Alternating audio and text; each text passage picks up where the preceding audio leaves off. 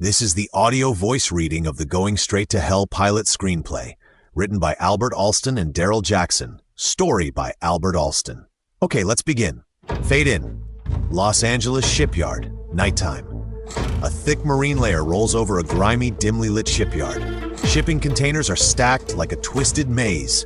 Shouts and gunfire echo through the night. FBI agent says over speakers, all units move in.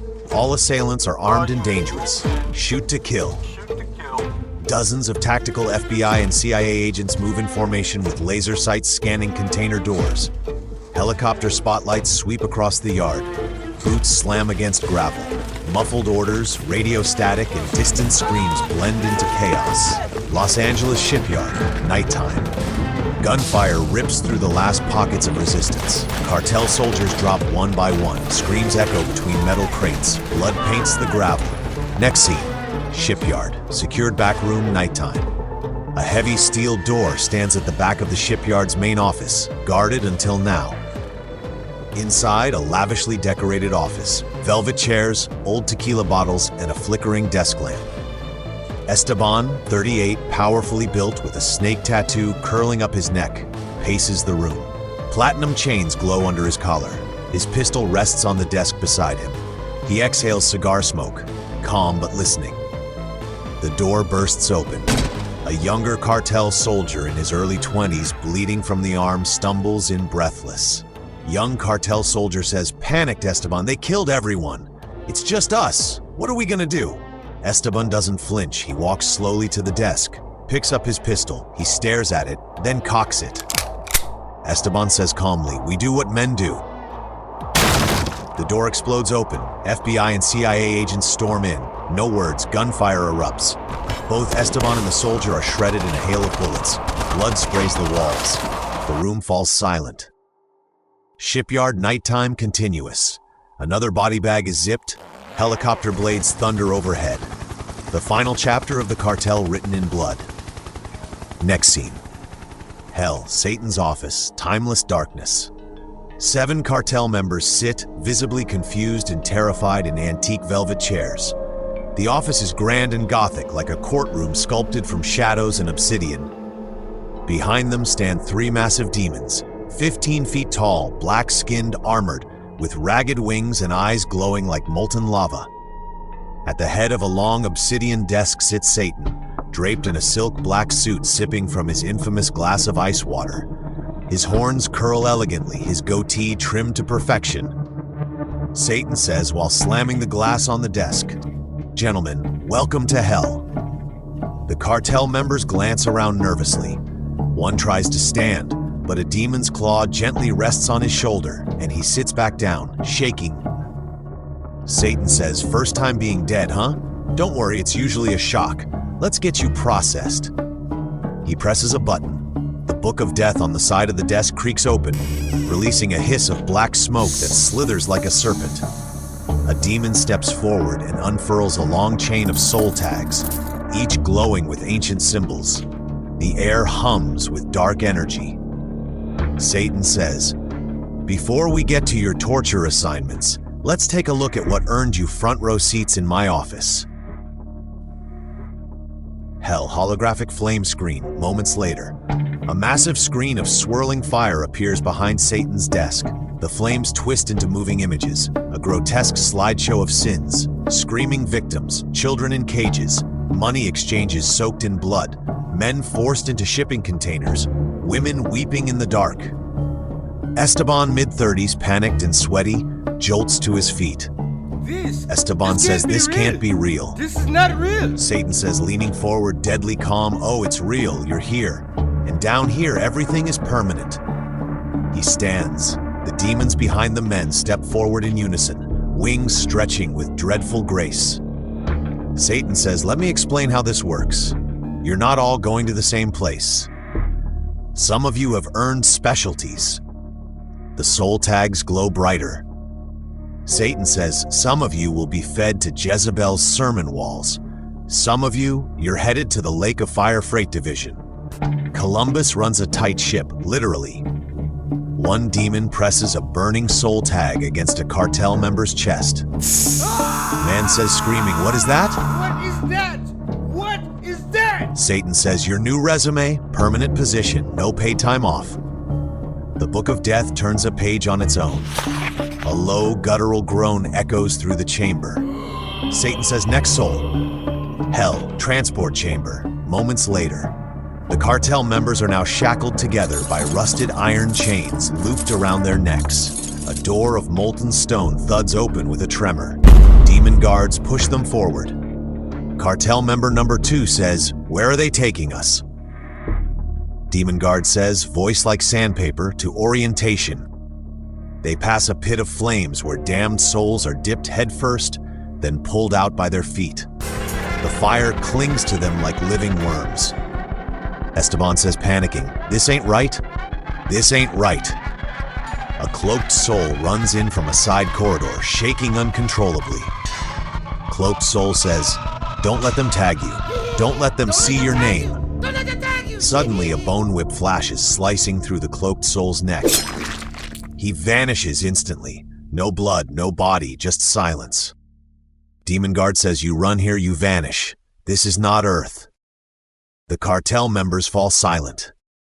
Next scene. Orientation chamber later. A massive industrial classroom, walls of scorched iron. A chalkboard burns with the word survival etched in flame.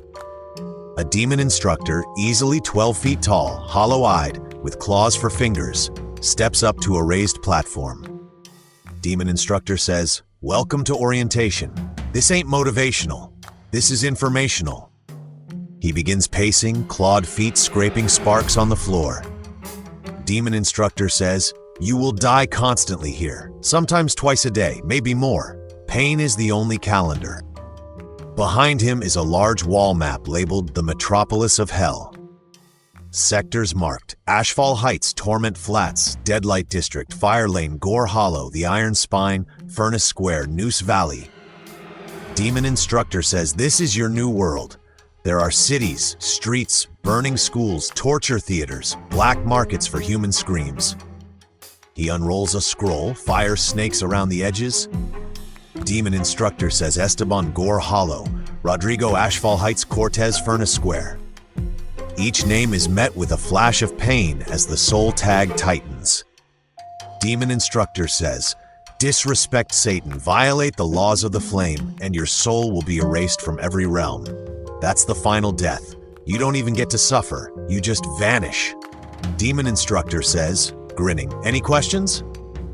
No one answers. They're paralyzed in horror. Demon instructor says, good, orientation's over. The demon instructor steps aside. A row of demons unsheathe jagged swords behind the group.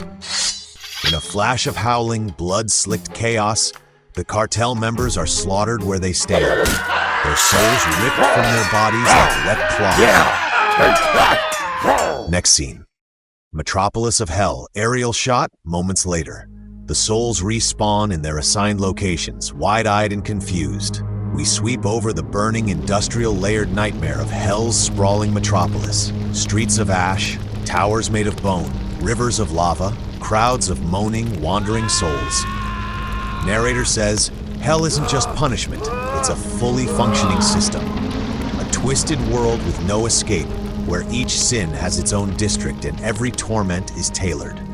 Demons run it like a brutal bureaucracy, processing souls through endless cycles of regret and suffering. Time doesn't pass, it repeats. The worst part? You're not tortured by strangers, but by your own choices, regrets, and reflections. Hell is your guilt, turned into the world around you. Earth, small apartment, nighttime. A dim, flickering lamp barely lights the cluttered room. The rest is swallowed by shadows. On the wall, a tattered calendar still hangs on a date from 3 years ago, circled in red, her birthday. The room is silent. The haunting intro of Stairway to Heaven echoes from an old record player in the corner. The vinyl crackles, almost like the walls are breathing. A man in his 30s sits on the edge of the bed. His shirt is wrinkled, sweat-stained. His hands tremble. His eyes are red, swollen, and hollow. Scattered across the floor are Polaroids and baby pictures, drawings with Daddy scrawled in crayon. One shows a little girl with missing front teeth holding a teddy bear. Another shows her blowing out candles. A bottle of pills lies overturned on the nightstand. Some have rolled under the bed, others crushed underfoot. Next to the bottle, a half-empty bottle of whiskey and a loaded handgun. He stares at a photo and holds it to his chest. Man says softly, "Broken, I'm sorry, baby girl. I should have protected you. I should have been there." He leans forward, elbows on his knees, gun resting in his lap. Man says, "You were the only good thing in me. The only thing I ever got right." He pulls open a drawer, takes out a small pair of pink socks. He sniffs them, clutches them tightly against his face. He screams, a raw, animalistic sound. He throws the socks across the room but instantly regrets it. Man says to himself, "You're a coward, you're just running, you always run." The chorus of Stairway to Heaven builds in the background. The irony bleeds thick. He picks up the gun, weighs it in his hand, puts the barrel to his chin, lowers it, tries again, stops. Man says to himself, "But what if I see her again? What if she's waiting for me?" His eyes dart to the ceiling, then to the dark corners of the room. Paranoia creeps in. Man says quietly, almost whispering, "Or what if I go the other way?" He suddenly seems small, like a boy lost in the woods. He cries harder now, the kind of cry that hurts the chest. The song reaches the iconic line, and as we wind on down the road, he places the barrel under his chin again. Man says in a final whisper, "Just want to hold you again." The camera pans to the left, and a demon is standing in a dark corner of the room, drooling, watching him. Transport demon says, "Oh, just do it already." The man closes his eyes tightly, then quickly places the pistol to his temple. "Oh, just do it already." Next scene. Hell, Satan's office. Moments later, the man is now seated where the cartel once sat, but he has horns, slightly curved, still forming. Demons applaud. Judas nods towards Satan. Judas says, "Welcome to the team, newbie. Looking sharp, nice horns, bro." The man is pale, shaken, confused. Judas says, clapping, "Now that was initiative. That was ambition. You offed yourself clean. Straight ticket to corporate. Promotion straight out the gate." Satan says, "You're not a soul anymore. You're an asset. Property of the pit. This is where you will remain for all of eternity. You start demon training first thing tomorrow." The Book of Death opens again. A flaming seal is branded into the man's chest. Satan explains to the new soul about processing. Satan says your daily tasks are as follows: torture rotation, possession detail, and fear department night shifts. Judas says, "Oh, and if you screw it up, well..." Satan says, "Then we erase you, final death." Gone like a prayer in a hurricane. The man nods slowly, still stunned. Judas says, "Cheer up. You get wings if you survive your first century." Satan says, "Welcome to the ranks of the flame." Next scene. Demon training facility, daytime. A sprawling, scorched complex built of obsidian and bone. Torture chambers, combat arenas, simulation rooms. The new demon walks beside a red-skinned demon guide. Demon guide says, "This is where we break them, brand them, and boil them. Every tool, every method, you learn it here." They pass a chamber where demons are seen ripping souls apart, only for the souls to regenerate screaming seconds later. Another room shows a wall of mirrors. Each mirror traps a soul, reliving its worst memory on a never-ending infinite loop. Demon Guide says ranking system goes by pain yield, psychological ruin, and completion speed. Wings, horn length, and lava privileges are earned. They pass elite demons with curved horns, massive wings, branded armor. One nods as he walks by. Massive in stature. Demon Guide says, "Be good at your job, you move up. Slack off, they shave your horns and drop you in the worm pits." The guide opens a black steel door. Metropolis apartment, Gore Hollow, nighttime. It's a small, one-room den. Chains rattle in the corner and the sink is leaking black sludge, baby. It's a wild sight to see, and the walls are pulsing like a demonic EDM rave. Demon Guide says, "Home sweet hell. You report to torture floor 7 at 0600. Don't be late." The demon instructor steps back and the door slams shut. Metropolis apartment, Gore Hollow, nighttime. The new demon opens his eyes, standing alone in the center of his assigned apartment. It is a dim, flickering chamber carved into the side of a lava-slick cliff. The walls are made of molten stone and hardened ash, constantly weeping with black ooze. A rusted bed frame made of fused bones sits in the corner, its mattress squirming slightly with maggots and heatworms. A shredded blanket stitched from the skin of damned souls lays draped over it. A single dim lantern flickers on a twisted hook. Its flame dances with whispers, constantly muttering broken scriptures in reverse. The sink gurgles with black bile, occasionally coughing up small, twitching toads with cracked horns. On the ceiling, a nest of albino bats hangs upside down, watching silently with milky, glowing eyes. In the far corner of the room, a pile of animated dead rodents, half decomposed, twitching unnaturally, eyes glowing faintly with red embers. They hiss and scatter when approached. A giant locust crawls across the mirror, wings buzzing with a hellish frequency. Above the bed, carved and burned into the wall and then painted in blood reads, "Welcome to the flame." The demon breathes slowly, adjusting. He looks around the room, not horrified, just getting used to it. Hell, training grounds, flaming army barracks, daytime. Rows of new demons line up on cracked obsidian tile, surrounded by fire pits and sharpened spears jutting from the earth. A massive black flag flaps violently above them, emblazoned with the symbol of the Legion of Flame. Out of the smoke, boots crunch. A towering figure steps forward. Adolf Hitler, the commander-in-chief of the Flames, dressed in a twisted variation of his old military uniform, now charred, scorched, and fused with brimstone and molten plating. His signature mustache remains, and his Nazi jacket is torn at the shoulders, revealing seared flesh and infernal insignia. His eyes glow red. Long horns curl from his head. Behind him, winged lieutenants stand at attention. The line of demons goes still. Hitler says in a thick German accent, You are no longer human. You are no longer souls. "You are nothing, and I will treat you as such." He steps directly to the new demon, the former suicidal man. Hitler says, "You are in my division now, and I do not tolerate weak hands. If you ever disobey your orders or fail your torture quota," he raises his finger and draws a burning circle in the air.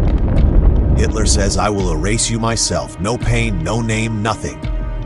The demon swallows nervously. Hitler says, "Understood?" Demon says quietly, Yes, Commander. Hitler says louder. Yes, Commander. Hitler smirks darkly. Hell, Satan's strategy chamber, later. Satan, Judas, and Hitler sit around a jagged, glowing war table shaped like the metropolis of hell. Torture quotas, demon ranks, and soul processing data flash across the surface. Satan says, sipping ice water, "So, Flame Boy, how's the new batch?" Hitler says, efficient, frightened, but they will obey. The suicidal one shows potential. I will break him in, my supreme evil leader. Judas says, chuckling, "Now that's mentorship. You should write a book." Hitler says, stern, "Joke while you can, Judas. When the rebellion rises again, your mouth may be the first thing I burn." Satan says calmly, "Gentlemen, balance. I like the fear, I like the order, but don't forget we all work for the fire." He taps the table. The flaming cities pulse. Satan says hell's got quotas, and heaven's watching. They all stare at the table. The fire reflects in their eyes. Hell, torture training arena, daytime. The new demon stands shoulder to shoulder with other recruits in an open chamber lit by lava trenches. At the center of the arena is a screaming, condemned soul, bound in barbed chain and suspended upside down. A demon instructor, hulking, leathery skin, horns bent forward like scythes, walks calmly to the center. Demon instructor says, "Today's lesson, spinal preservation through decapitation." He grabs the soul by the ankles and with one swift, brutal motion rips the head off, the spine still perfectly attached and glistening. He holds it high as molten blood rains. Demon instructor says clean, fluid like peeling a vine. If you hear crunching, you've failed. The trainees grunt and nod. The new demon winces. Later, as the blood cools and the soul regenerates, new demon says, nervous, "Is it true he'll just erase me? That's it?" The instructor pauses, then starts laughing, a deep growling snort. Demon instructor says, "No, rookie. Satan's the only one who can erase you. He's the one who writes your end into the back pages of the Book of Death." New demon says, "So not Hitler?" Demon instructor says, "If he recommends it, you'll almost certainly go. But not instantly. You get 3 strikes." He taps the new demon's horns. The demon instructor says, "Your first offense, one of your horns will be removed. A very painful process. Second offense, your other horn is removed by an even more painful process. Third offense, you have no horns left, so you will be erased." The instructor drags his claw slowly across the air. Demon instructor says, "Straight to the back of the book. You don't scream, you don't burn, you just disappear." The new demon stares ahead, astonished and terrified. The Book of Death begins glowing, black mini shadows rising out of the book. Hell torture training arena, daytime. New demon says, "The Book of Death?" The new demon slowly turns his head, scanning the arena. Among the crowd, he sees a few demons who stand taller than the rest, but with only one horn. Their stumps are blackened and scarred. They stand silent, angry, humiliated. They avoid eye contact. The new demon gulps in fear. Next scene. Hell. Satan's office. Later that night, the doors burst open. The queens of hell enter together, but not united. Each walks with her own twisted entourage of tortured souls, licking flames from their fingertips or dragging trails of fire. Jezebel, sultry and venomous, with sermon walls burned into her dress. Delilah, quiet and calculated, dragging a leash of lost lovers. Herodias, draped in execution silks, smirking. Ilse Koch, grotesquely elegant, holding a flayed parchment scroll. Rana Valona, regal and mad, speaking in prophecy tongues. Bathory, sipping from a goblet of blood. Delphine, covered in stitched doll skin, blinking with hollow pride. Lu Ji, sharp-eyed and cruel, wears a traditional Han robe beneath a shredded and blood-soaked white nurse uniform. They all speak at once. Have you gone completely mad, Satan? How could you not recommend my name be carved in the Book of Death? You know personally what all I've... Jezebel says, "Who's next?" Delilah says, "I've done my part. My walls screamed for 3 days straight." Herodias says, "I made 500 souls dance for hours until they died. I want my name carved." Ilse Koch says, 100,000 peeled skins. By fire, I did that, and I hold the record in hell. Rana Valona says, "I turned a city of moaning into silence." Bathory says, "I bled royalty dry for centuries." Delphine says, "I harvested lungs without knives." Lu Ji says, "I drowned 12 angels in tar." They all turn to Satan. Satan sips his glass of holy ice water, smirking. Satan says, ladies, slow roast, you're all deliciously disasters. But the book?" He lifts the Book of Death, glowing at the edges. Satan says, "Writes itself. I don't rush history, and besides, you're still under review." He takes a long, slow sip. The ice clinks. The women begin hissing loudly like overly dramatic evil snakes. Satan says, "You want the front pages? Show me something worthy." The metropolis is screaming, "Go light it on fire." The queens exchange snarls and murderous glares. Jezebel says, "Let's see who hell remembers." They turn and exit, their shadows slithering behind them. Lake of Fire, deck of the damned ship, same day. Christopher Columbus stands proudly on the scorched deck of his flagship, the Boundless Lash. The vessel floats across the molten sea of flame, trailed by chains dragging behind it, bound to crying figures clinging to burnt wood. Dozens of newly processed souls, though Columbus calls them slaves, are shackled and trembling on deck. A branding iron sizzles nearby. Columbus says, slapping one on the back, "Welcome to the fleet, slaves. Don't faint. You'll do plenty of that later." He grabs one by the chin, a young slave trembling with wide eyes. Young slave says, "No, don't, no." Columbus says, "Ever look overboard, slave, huh? Christopher Columbus quickly snatches and picks up the slave and holds him over the edge so he can see up close. Columbus says, "Don't you ever, unless you want to meet the children of the flame." He turns toward the railing. Columbus says, "See out there? That's not lava, that's life in reverse." Suddenly, a massive ripple disturbs the surface. Columbus says, "Let me introduce you to the lake's welcoming committee." A shadow the size of a mountain moves under the ship. Glowing eyes the size of wagon wheels pierce the depths. It surfaces violently, a horned, molten-scaled serpent that emits a scream so loud it shatters the sky reflection. The ship rocks violently. Columbus says that's the Leviathan. She doesn't eat to live, she eats to remember. The beast submerges, dragging a screaming demon under with it. A flaming shark-like beast leaps from a side current, its mouth jagged with glass-like teeth. It snaps a broken rowboat in two. The soul within vanishes into steam. Columbus says that's Sharjaw. She doesn't swim, she hunts the heat lines, and she can smell predators miles away. He eyes the young slave. Columbus says, "Are you a predator, slave? You stink of it. Maybe she'll come for you." "Arr! Well, shiver me timbers." Demon number 1 says, "What is that?" Columbus says, "Well, that's the spine whale." Demon number 1 says, "What you say?" Columbus says, "The spine whale is known for having entire cities living in its belly. Belly of the spine whale, nighttime. A city lives inside flesh.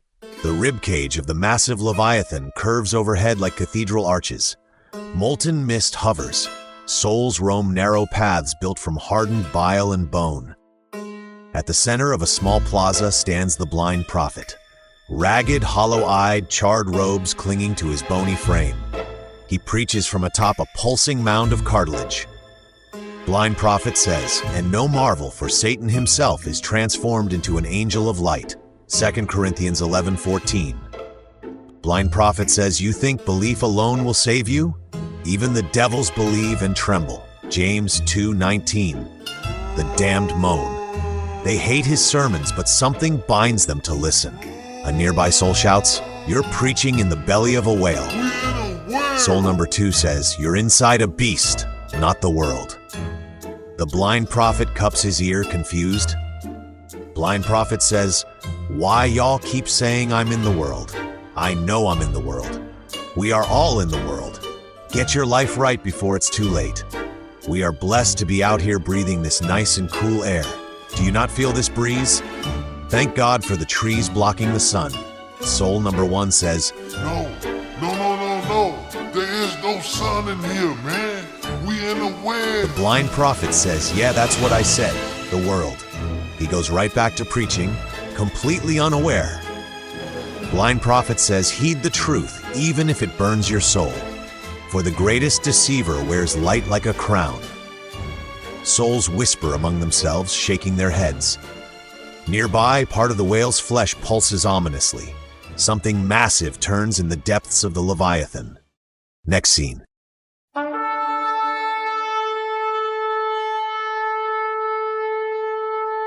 Hell, gates of fire, timeless. A rip of golden light cuts through the dark sky of hell. A massive winged silhouette descends slowly, glowing armor, blade of holy fire at his back. Archangel Michael lands with a rumble of thunder. In chains beside him, dragged like a prisoner, is a disgruntled fallen angel, furious, screaming blasphemies, resisting with every step. Michael says, "Your appeal has been heard, judgment rendered." You are no longer welcome in the kingdom of heaven. Fallen angel says, roaring, "This is treason." Michael says, "This is justice." He approaches the black gates of hell.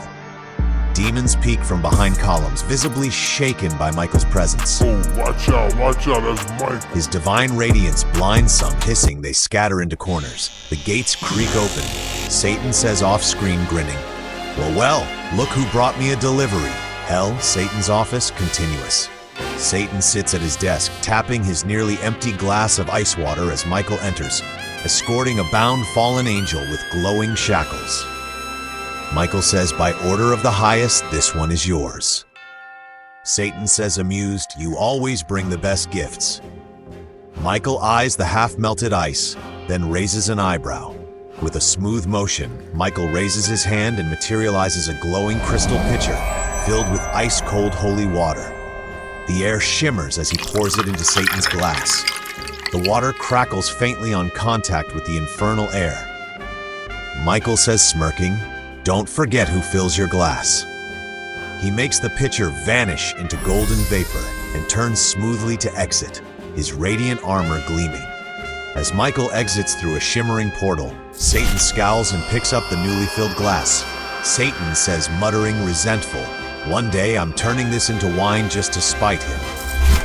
The bound fallen angel groans under the weight of the shackles. Satan says, "Alrighty, welcome to the flame.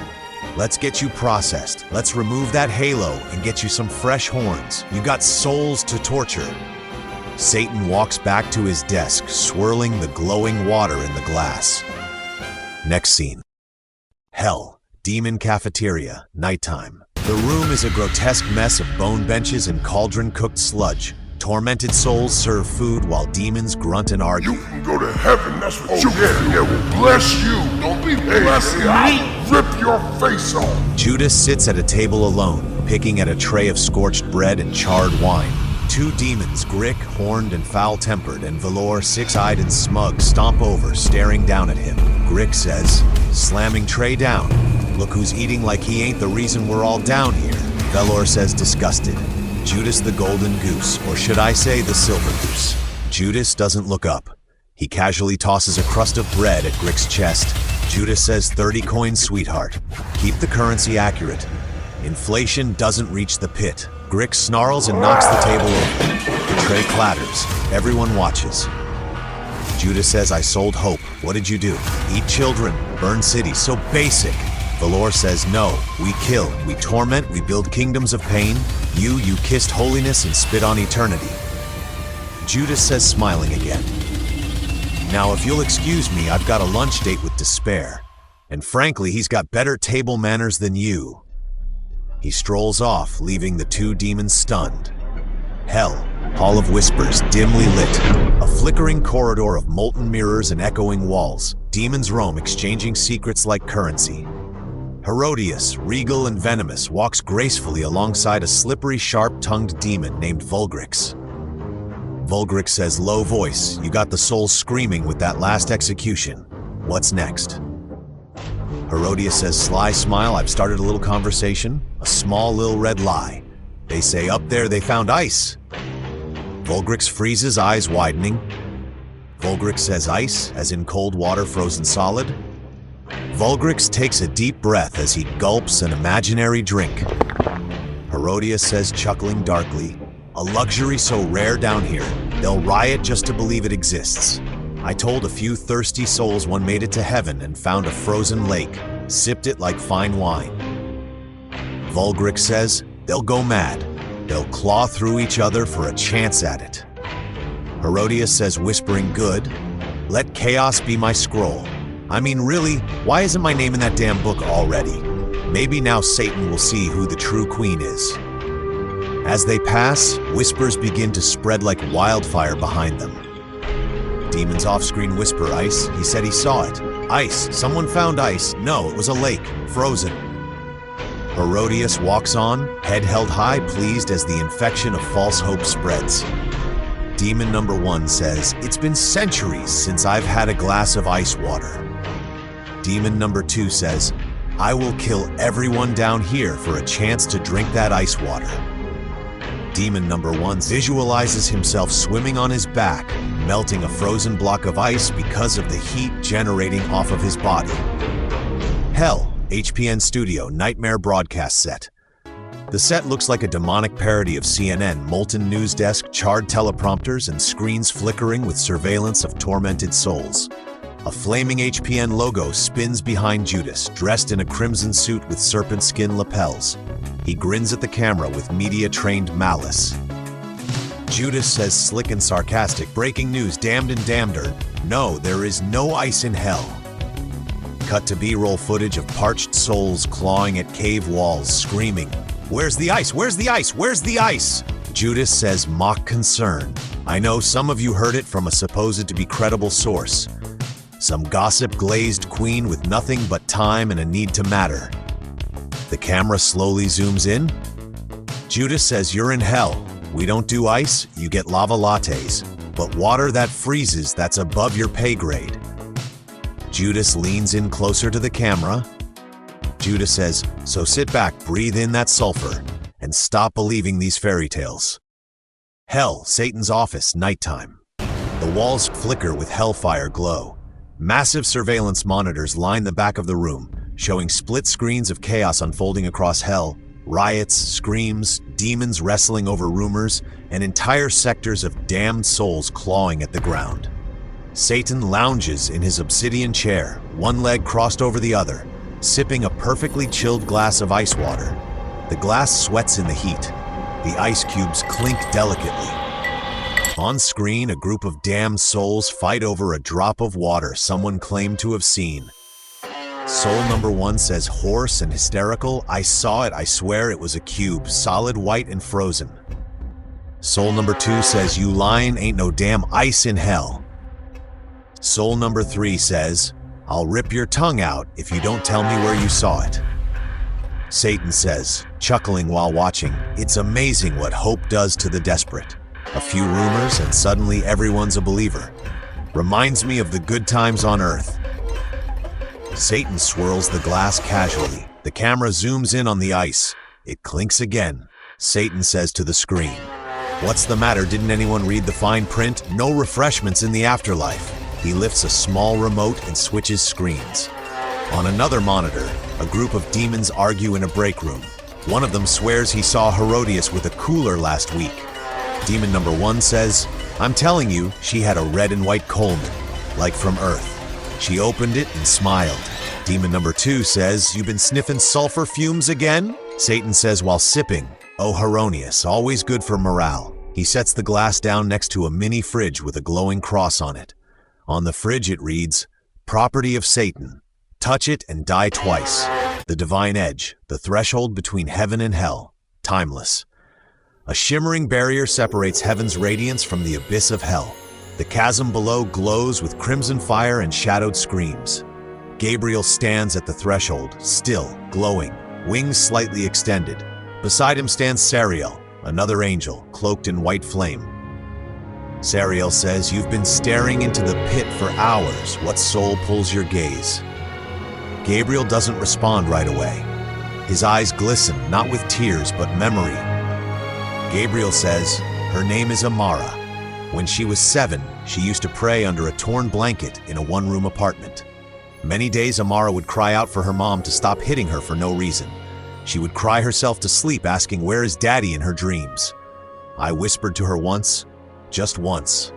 Sariel says that's not forbidden. Gabriel says no, but feeling something is. Below them a feminine scream echoes, raw, endless. Gabriel says, I watched her grow. I watched her fight the darkness, then join it. Drugs, desperation. She started praying less and cursing more, but she still looked up at the stars like she remembered something. Like she remembered me. Sariel lowers his gaze. Sariel says you cannot cross. Gabriel's fingers twitch. A faint glow pulses in his palm, like he wants to reach down. Gabriel says, I know, I just thought she'd make it. He slowly closes his hand. The glow vanishes, the loud screams continue. Gabriel turns from the chaos, eyes heavy. Demons are seen going through it. Gabriel says, let's go. Judgment is done. The two angels walk away. Wings brushing softly, bodies radiant. Below, the pit continues to burn, massive and bloody. Hospital room night. Dim light spills across an elderly woman's frail face. Machines beep steadily. Tubes run from her thin arms. Around her, family members crowd the room. Sons, daughters, grandchildren, nieces, nephews. Some pray, some sob quietly.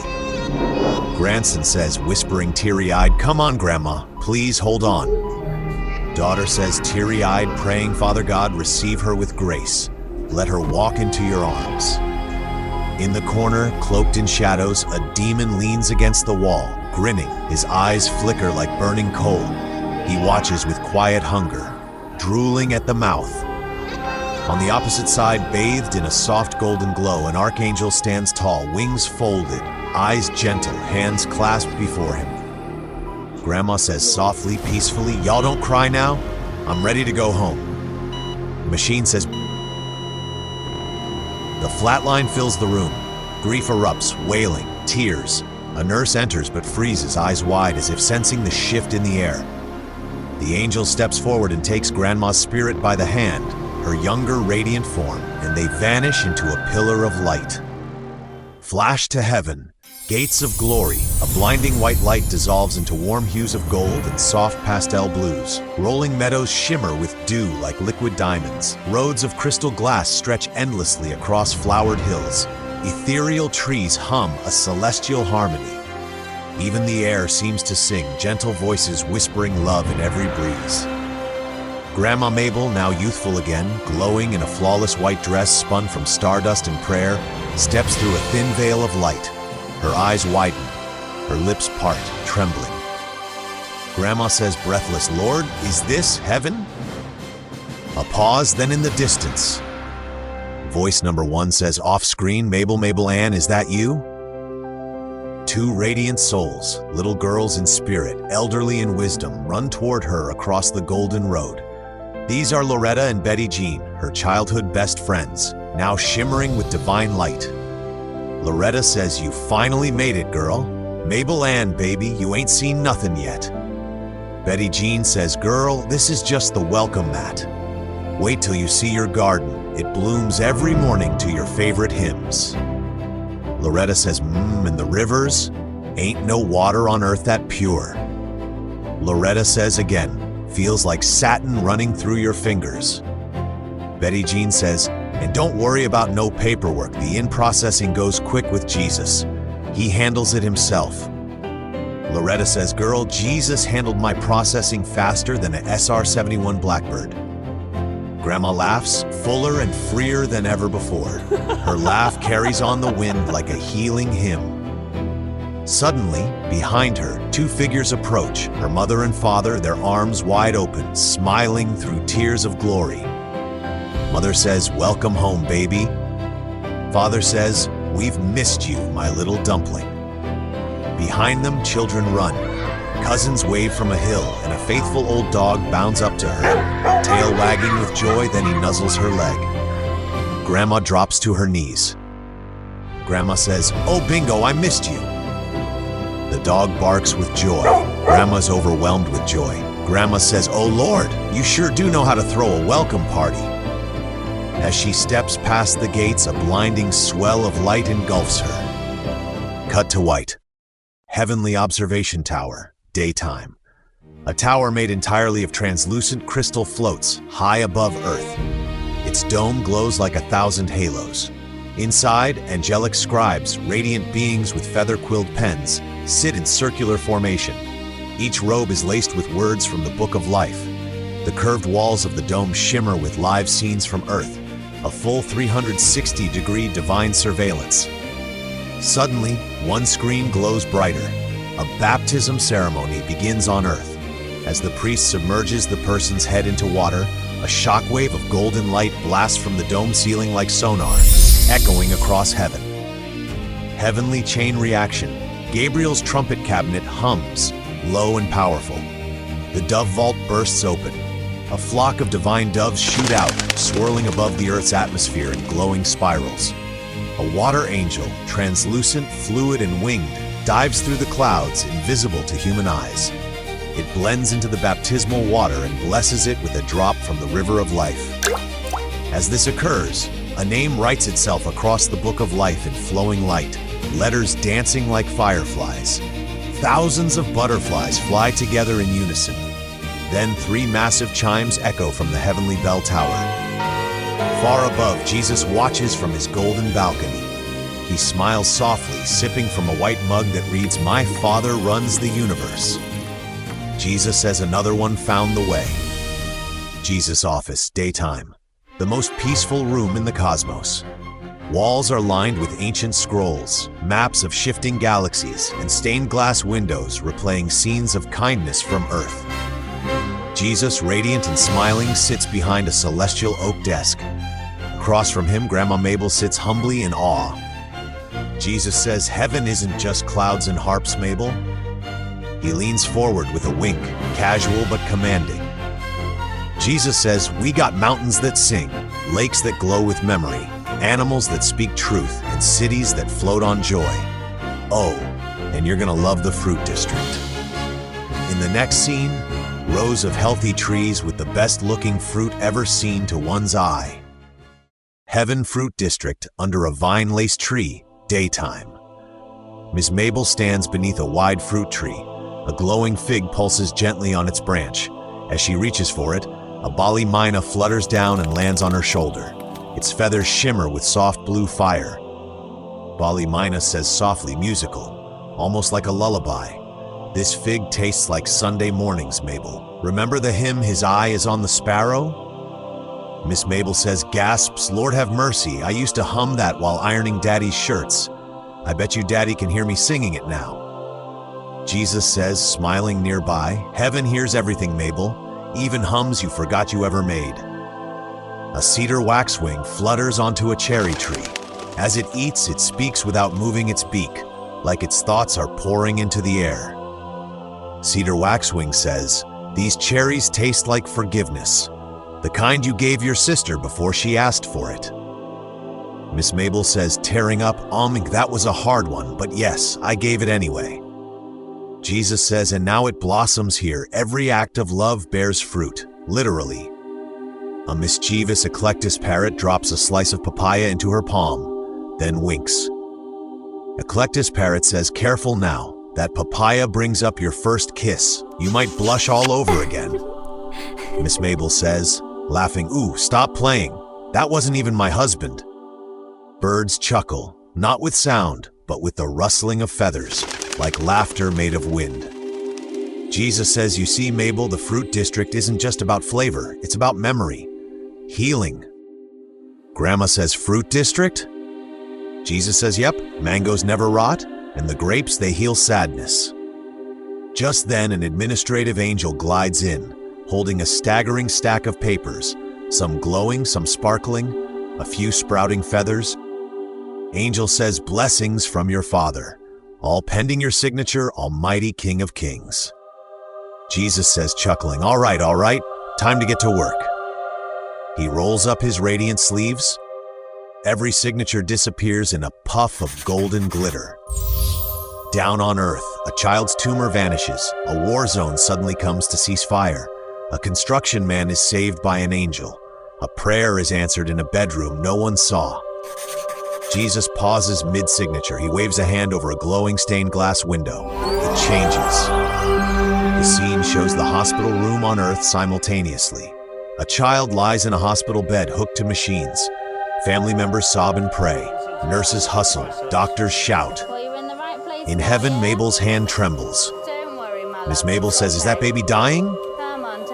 Jesus says softly, he was, but his grandmother wouldn't stop praying. Light floods the hospital. The child's chest rises, eyes open, beeping calms, the tumor gone. Miss Mable says, you healed him from here?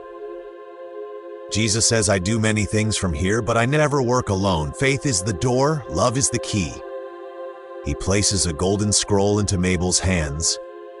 Jesus says, now come. There's more I want to show you. Window of eternity, timeless. Jesus gestures again. The celestial window shifts, zooming into a bombed-out village somewhere in the Middle East. Gunfire rattles. The air is thick with ash and smoke, swirling like ghosts between crumbling buildings. Fires burn in the distance. Rubble crunches beneath trembling boots. Children scream. A soldier coated in dust aims his rifle, finger on the trigger, breath heavy, eyes wide with adrenaline. Miss Mable says, my lord, they about to kill each other. Jesus says, peace doesn't always shout. Sometimes it whispers into the soul. Suddenly, the rifles lower one by one. Gunshots stop mid-echo. Explosions fade into eerie stillness. Ash drifts down like snow. The men begin to look around, confused. One soldier drops to his knees, shoulders shaking, sobbing openly into the crook of his arm. Jesus says, one mother buried her face in a floorboard and begged me to end it. She didn't pray for her son's victory, she prayed for everybody's sons to come home. A bright white dove flutters down through the smoke and lands softly on a broken tank barrel. Both sides freeze. A child appears, barefoot, stepping over shattered bricks and bullet casings, carrying a flag made from a torn t-shirt. Crayon drawings cover it. A big red heart, a stick figure family holding hands. The word peace scribbled in crooked letters. Yes, Jesus Loves Me lullaby plays from the child's toy as he strolls through the silence. A soldier's lips tremble, another wipes his eyes, the camera pushes in slowly, trembling with the haze of smoke and sorrow. The colors of the drawing flicker in the firelight, a child's purest dream stitched into cloth. You can almost hear the scratch of the crayon, the soft tones of Jesus Loves Me behind it. Tears run down one soldier's cheek, another drops his gun without realizing it. Even the wind slows down as if heaven itself is holding its breath. A dust-covered soldier, coughing from the smoke, slowly removes his helmet. Soldier number 1 says, whispering, "I saw my daughter's eyes in that boy. This ain't war. This is madness." He turns around and just walks holding his helmet. His body language is tired and sad. Across the field, an American Marine, chest heaving, he lets his rifle clatter to the ground. Soldier number 2 says, "What are we doing, man? We were kids not long ago playing ball. Now we're hunting each other for politics?" A third fighter, his arm bandaged in torn cloth, blood soaking through, looks up at the sky, trembling, eyes glassy with sudden clarity. Soldier number 3 says, "I don't know what just came over me, but I don't want to kill nobody no more." Miss Mable says, choked up, "That child just walked right through a war and nobody shot?" Jesus says faith walked with him, and love stood between every bullet. Window of eternity, moments later. Jesus and Mable stand before a floating, endless window. Jesus waves again. A construction site on Earth appears. A worker, Javier, welds under a crane. A steel cable snaps, the crane plummets. Miss Mable says, "Oh Lord, that's gonna crush him." Jesus says calmly, "Not today, listen." A faint whisper is heard. Jesus Christ, God, please protect my husband from harm. Time slows. The crane halts midair, held by invisible hands of light that knock the crane off its path. Javier falls to his knees thanking God. Miss Mable says, "Was that an angel?" Jesus says, "Yes, but more importantly, that was faith. Her words reached me faster than the speed of light." Back in the office, Jesus signs another document, but this one floats above the rest, glowing bright gold, pulsing like a heartbeat. Mable says, "Ooh, what kind of blessing is that?" Jesus smiles at Mable. Jesus says, "Reserved for a soul who did something brave, something that shifted the path for many others." Jesus signs it with a pen made of light. It bursts into a miniature galaxy swirl and disappears. Jesus says softly, "The Father says that this one is personal." He stands and walks beside her. Jesus says, "Now let's get you your wings. Your mansion is on Sunrise Ridge. Your family is waiting." Next scene. Hell. Tunnels beneath the Infernal Palace. Nightmare route? Timeless. A high-ranking fallen angel, armored in cracked obsidian streaked with lava veins, leads a sweating, trembling politician through a winding corridor. The angel's wings are tattered, sizzling like burning parchment. Black ichor drips from the cracks in its armor. The hall is slick with blood and melted wax, the ceiling low and pulsing like the throat of a living beast.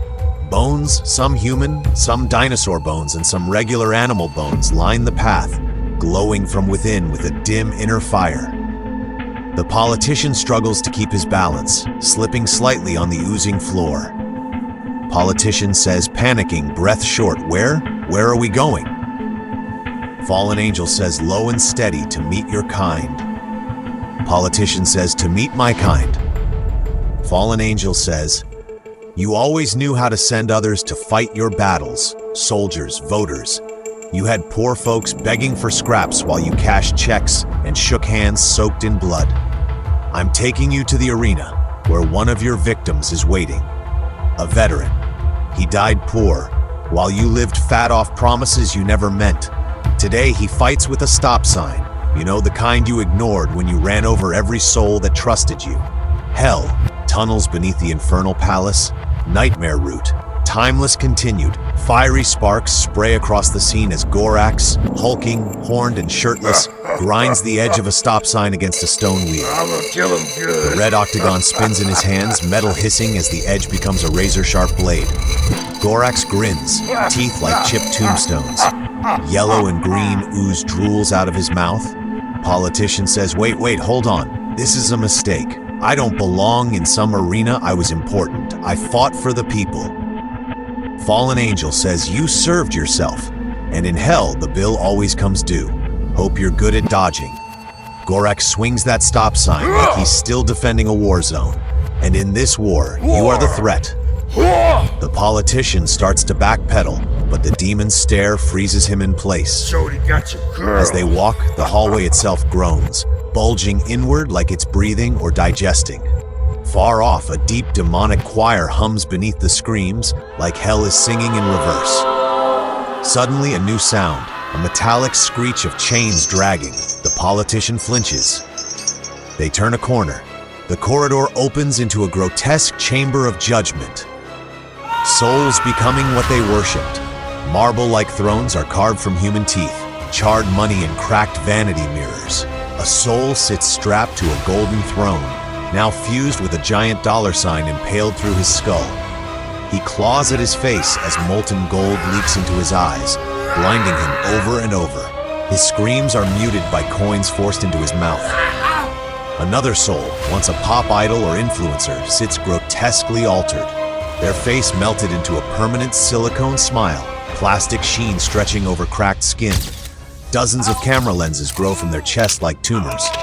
Each time a demon takes a photo, the flash burns a new scar into their body. Fallen Angel says flatly, those who made idols of wealth, fame, control, now wear their gods like armor or chains. Politician says, shaking, this can't be, this is symbolic, right? Fallen Angel says while leaning closer, eyes like volcanic glass. No, this is specific. The politician starts to backpedal, but the demon's stare freezes him in place. They pass deeper into the next corridor, the sound of skittering claws overhead, reptile-like creatures crawling upside down. The hallway now resembles a rotting cathedral, arches of bone, chandeliers made of human ribs swinging gently back and forth. Up above, souls crawl across the ceiling like insects, their bodies twisted, knees bent backwards, arms contorted behind their heads. Their skin is slimy, their mouths whispering vote chants. Voices whispering, I voted for you. Your vote matters. I'm here for you. The people. Each whisper hisses directly into the politician's ears. Too many to ignore, too familiar to deny. His eyes dart wildly. The smell of sulfur chokes the politician as he begins drooling while crying. Politician says, turning away, recoiling, why are they upside down? Fallen Angel says, glancing upward, emotionless. They flipped the truth they told the people up was down, now they live their lies literally.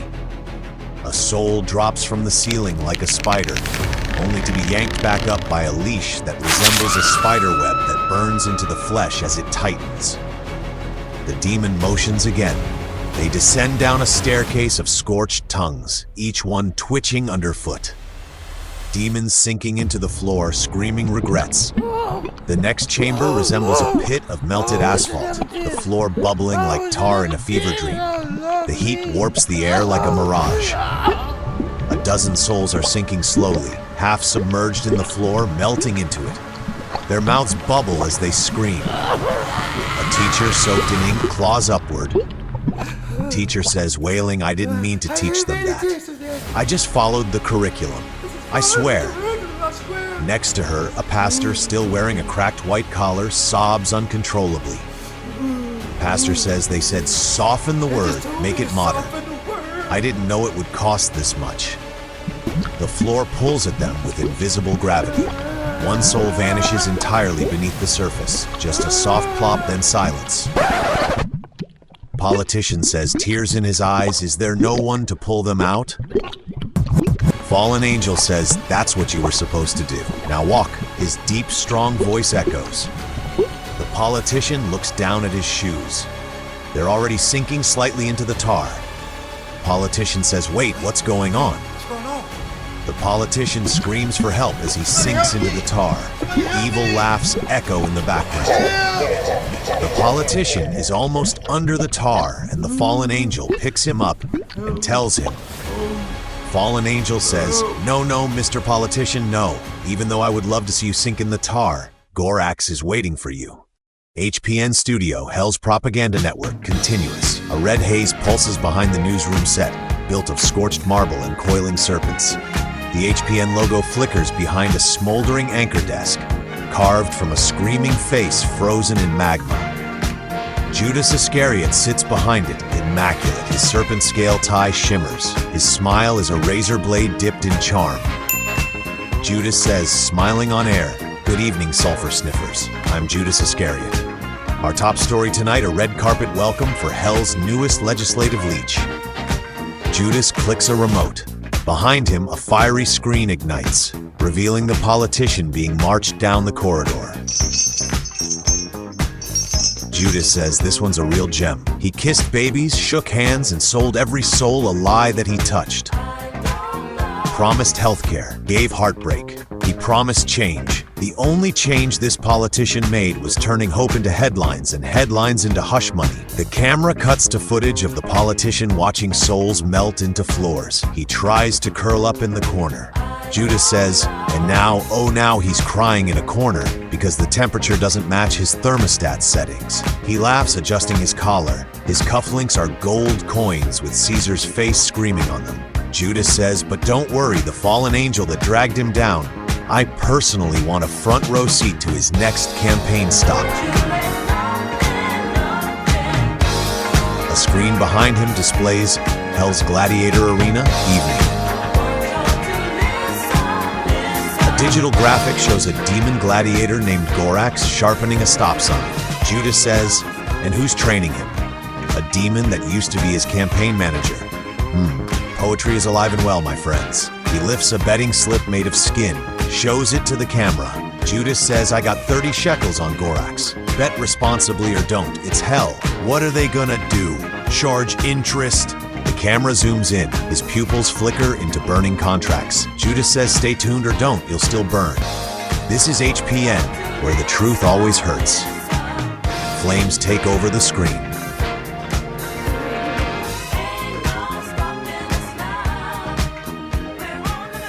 Next scene. Hell, Strategy War Room, Timeless Darkness. A grand obsidian table stretches the length of the room. Torches flicker against bone-covered walls. A massive map of Earth glows in hellfire across the center. Judas lounges at the head, sipping wine from a black goblet. Hitler stands stiff near the map, arms behind his back. Christopher Columbus leans back in his chair, nonchalant, boots on the table, polishing a rusted compass. Hitler says, it's time we restructure the hierarchy. Things have become sloppy, undisciplined. Propaganda must be streamlined. Strategy must be surgical. Judas says, here we go again with the little mustache power trip. Columbus says, are you two still arguing over who Daddy Satan loves more? I came here to torture souls, not stroke egos. Hitler says, this isn't ego, Christopher, this is structure. Judas has outlived his usefulness. The world has moved on from 30 pieces of silver. But conquest, colonization, that still echoes. Judas says, charming, the genocide remix nobody asked for. Columbus says, you both sound desperate. Judas wants to stay relevant.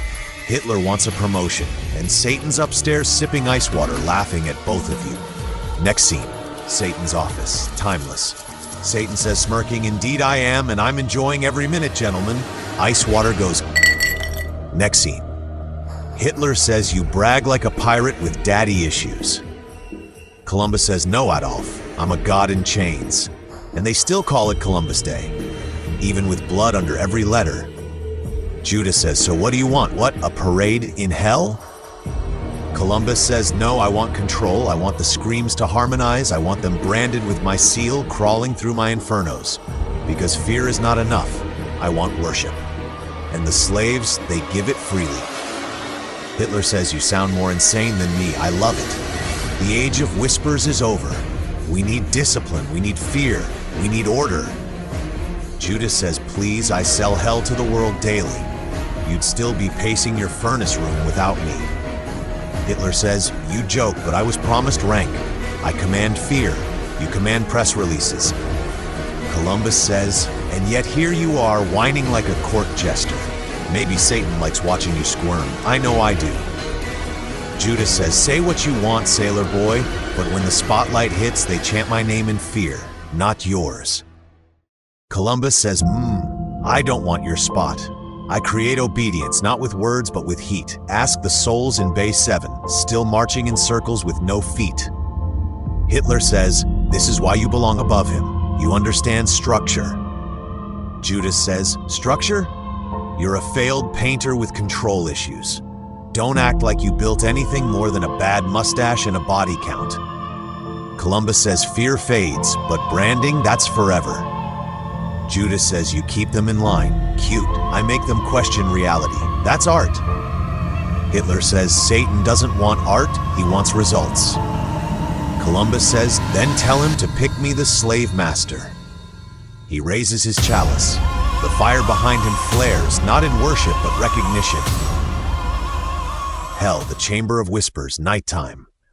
A circular throne room. High walls carved from weeping flesh, scorched thorns creeping down like veins. The air is thick with brimstone and envy. Seated around a jagged obsidian table, Jezebel, poison in every syllable.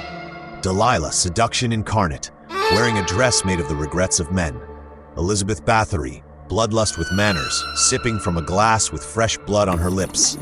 Delphine Lalaurie, seduction incarnate, wearing a dress made of the regrets of men.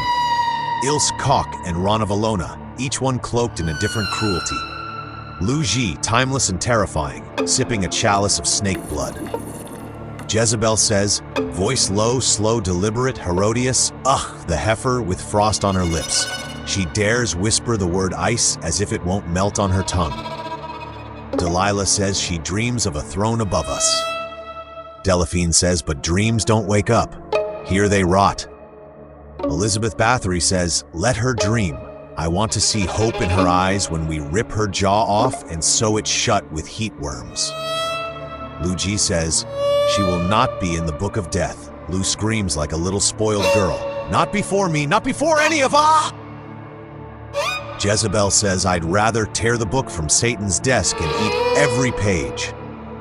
Rana Valona says, I'll drink her screams like wine and spit her ambition into the pit. Delphine says, eyes glowing with fire. I want to know what makes her think she's different. Jezebel says, different? No, she's just next. Ilse Koch says, let's break her so beautifully that hell weeps in admiration. Jezebel says, sitting forward, I won't bow to a queen who bathes in rumors. Let her try to rise. We'll dig her a deeper grave with every step. She may have whispered ice, but we will make her bleed steam. Delilah says, making hissing sounds, shall we flay her legacy before we flay her skin? Jezebel says, whispering, no. Let her rise, let her glow, let her believe she's immortal. Then we pull the rug from under her feet. Delilah hisses, everyone else begins chanting. Death. All the queens say, chanting low and venomous, make her bleed, death to Herodias.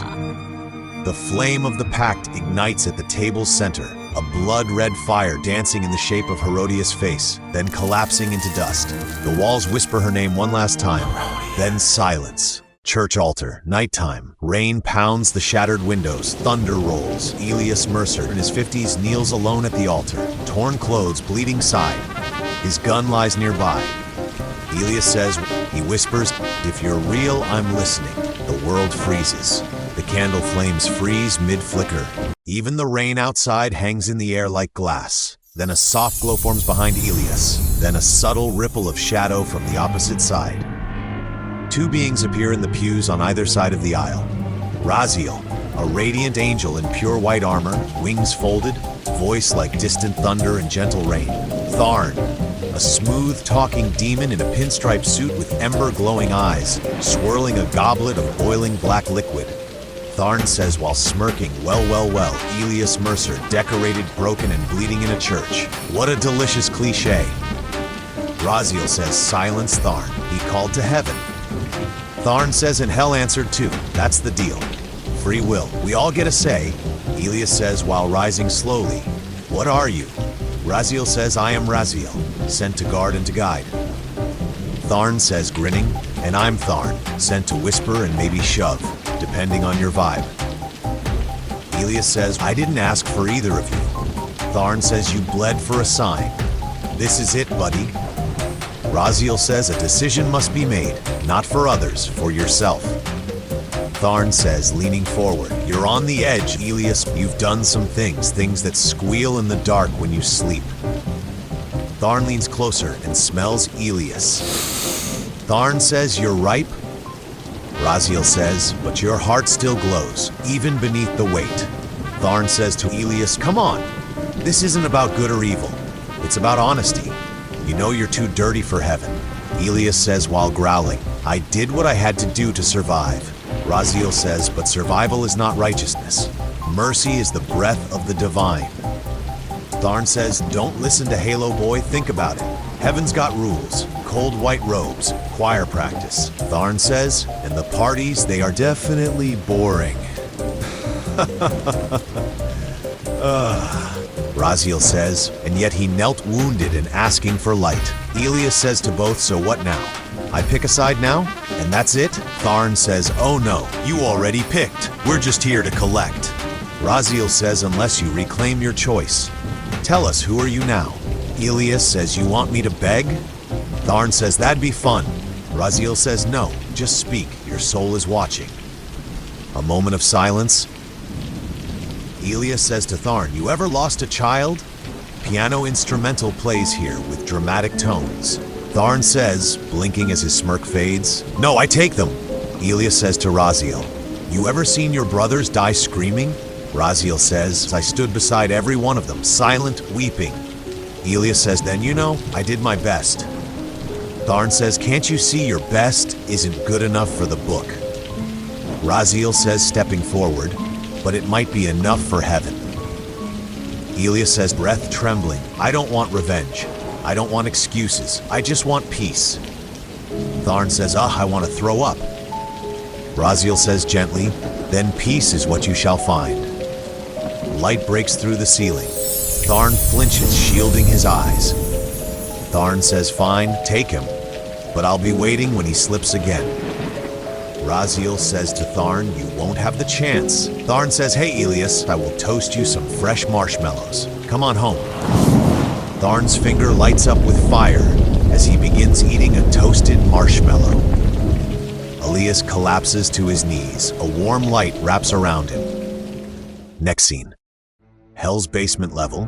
Elevator 77 doors nighttime. The scorched steel doors of Elevator 77 creak open. Satan steps off casually, sipping a fresh glass of ice water. His red cloak billows with ego.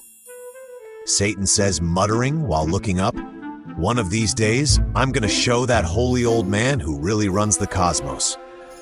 Let him enjoy his little harp recital up there while I run the show down here.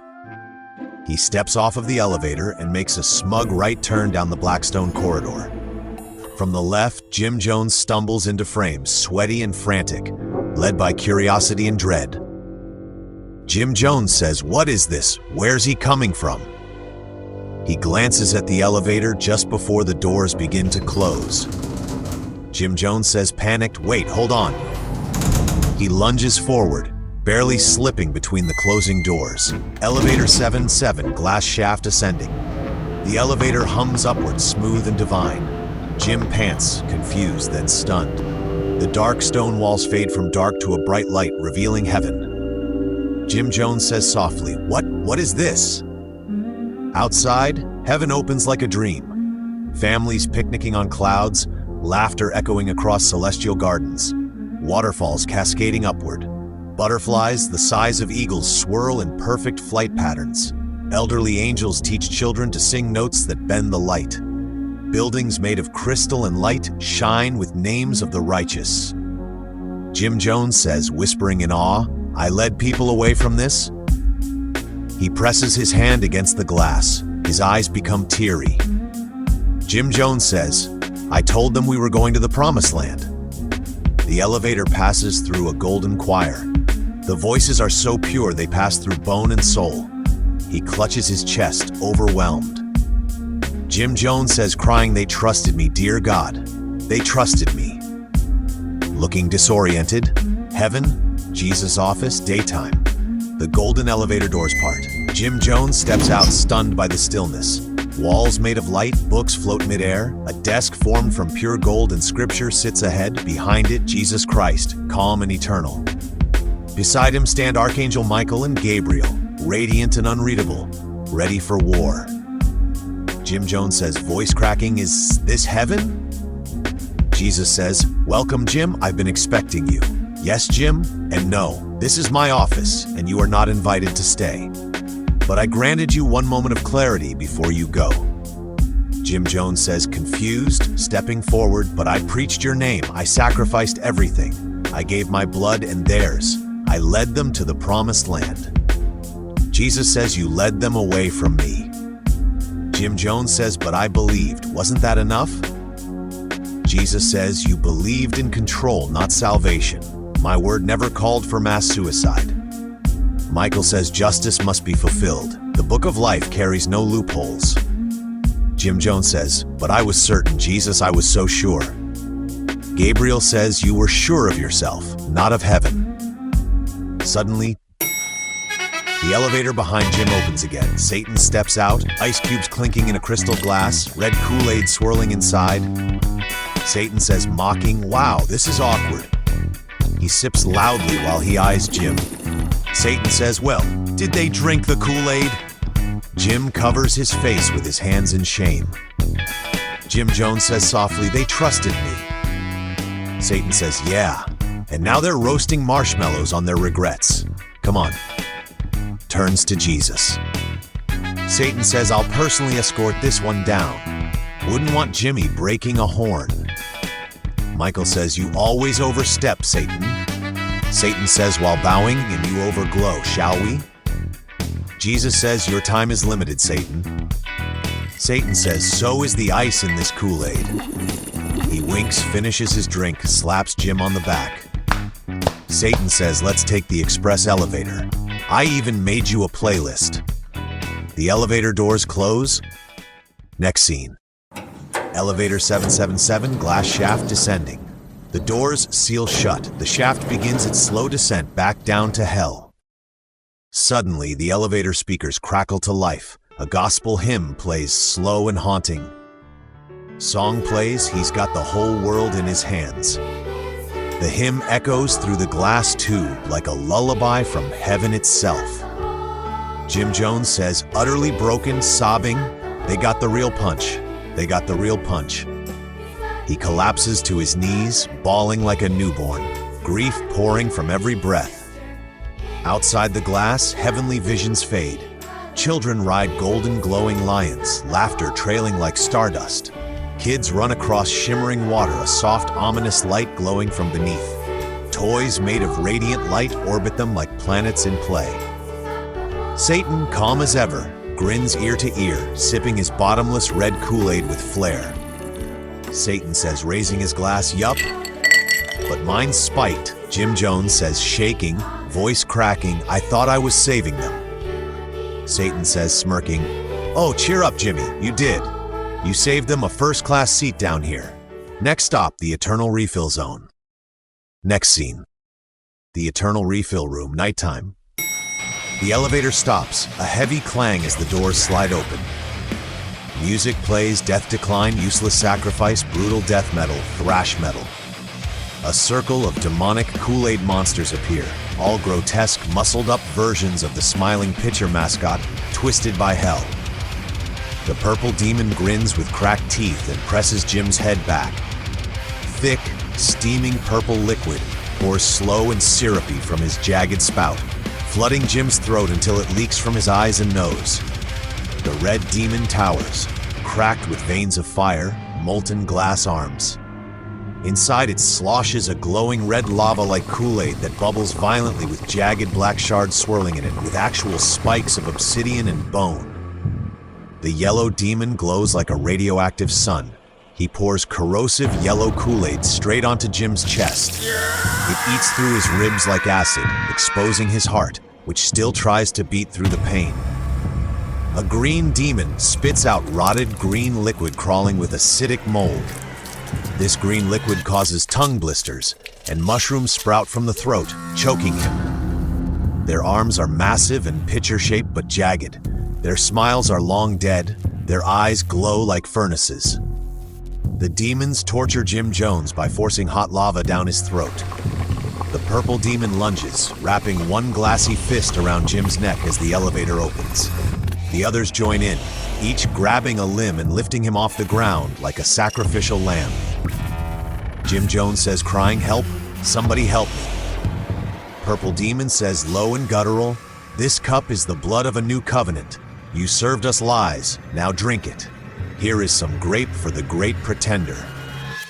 The purple demon tilts his massive head back, then vomits a stream of boiling purple Kool-Aid into a flaming chalice. He pours the scalding drink straight down Jim's throat. Jim gurgles and chokes, mouth blistering, steam billowing from his nostrils. Satan claps his hands and Jim Jones comes back rejuvenated, ready for the next torture. The yellow demon follows. He pours corrosive yellow Kool-Aid straight onto Jim's chest. It eats through his ribs like acid, exposing his heart, which still tries to beat through the pain. The smell of burned citrus and rotted flesh fills the air. Satan says, "When life gives you lemons."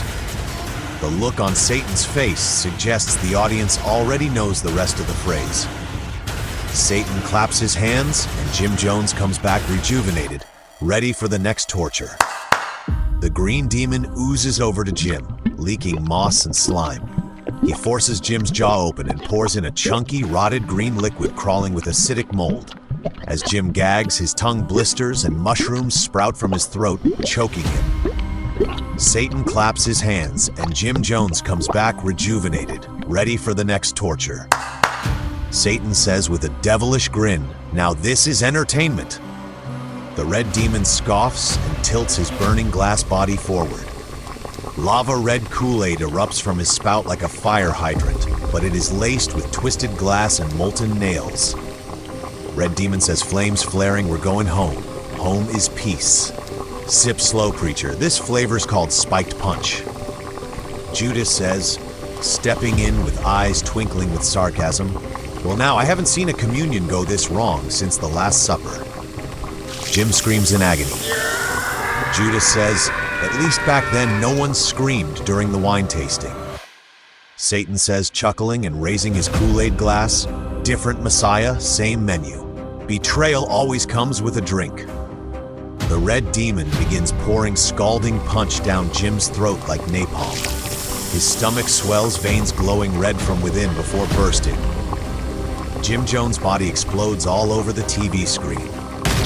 Satan says to the room, "Everyone raise your cups. Here's to drinking the lie." The demons chant in unison, "Drink the lie, drink the lie, drink the lie." Drink the lie. Drink the lie. The end. Greetings. Hello to everyone who took the time to listen to our audio pitch of the screenplay for the Going Straight to Hell pilot episode. My name is Albert Alston, and I, alongside Darrell Jackson, are working on this new and exciting series titled Going Straight to Hell. The truth is, I and Darrell want to help you see life a little different. Me personally, I work at 2 churches here in the Los Angeles, California area, and I make it my job weekly to help out the unfortunate as much as I can. So with that being said, if you could see and hear the vision that me and Darrell are creating, please donate to our GoFundMe. The link is in the description. And if you have any questions or concerns, feel free to contact me at that's A as in apple, T as in terrific. My last name, Alston, ALSTON1 @gmail.com. Or you could contact Darrell Jackson at Secret Vault. That's SECRETVAULT Productions. That's Secret, SECRETVAULT Productions at Gmail. Blessings to you all, and thanks ahead of time for making Going Straight to Hell a part of your new playlist. Stay tuned for episode 2. Blessings. Well, ladies and gentlemen, thank you for listening and watching, and be sure to tune in to the next episode of Going Straight to Hell. Goodbye for now.